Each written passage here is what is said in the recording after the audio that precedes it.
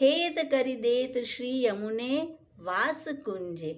હેમંત નિકુંજ કે શ્રી અમનાજીના મનોરથની છે અને દરેક નિકુંજમાં બે હોય.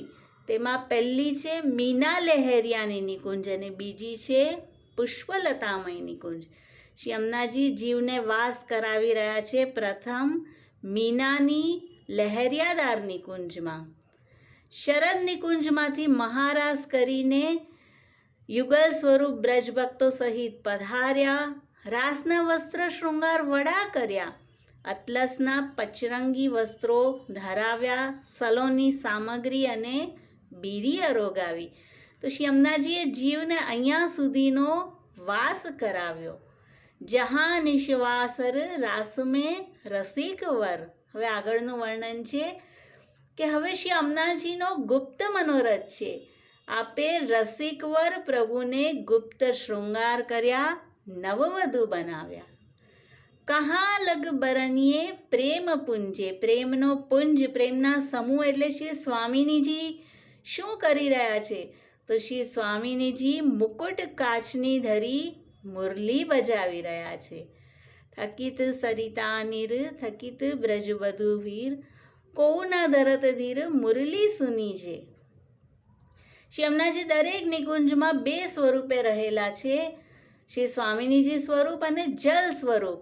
તો અહીંયા સુધી આપના શ્રી સ્વામિનીજી સ્વરૂપનું વર્ણન હતું અને હવે આવી રહ્યું છે આપના જલ સ્વરૂપનું વર્ણન કે શ્રી અમનાજીના જલ વહેતા રૂકી ગયા. થકિત બ્રજવધુ વીર.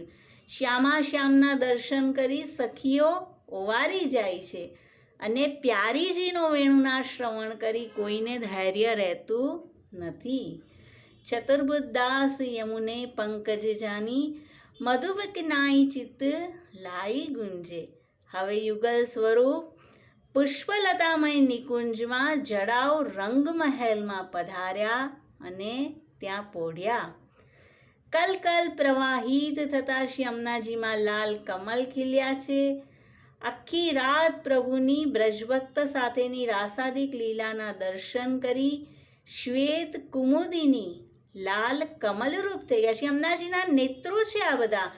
બે નેત્રથી આપને આ વિહારના દર્શન કરવામાં ઓછા લાગ્યા માટે આપે અનેક નેત્રો પ્રગટ કર્યા અને ચતુર્બુદ્દાસજી આ કમલમાં ચિત્ત લાવી ગુંજારવ કરનાર ભ્રમર બનવાની વાંછના રાખી રહ્યા છે.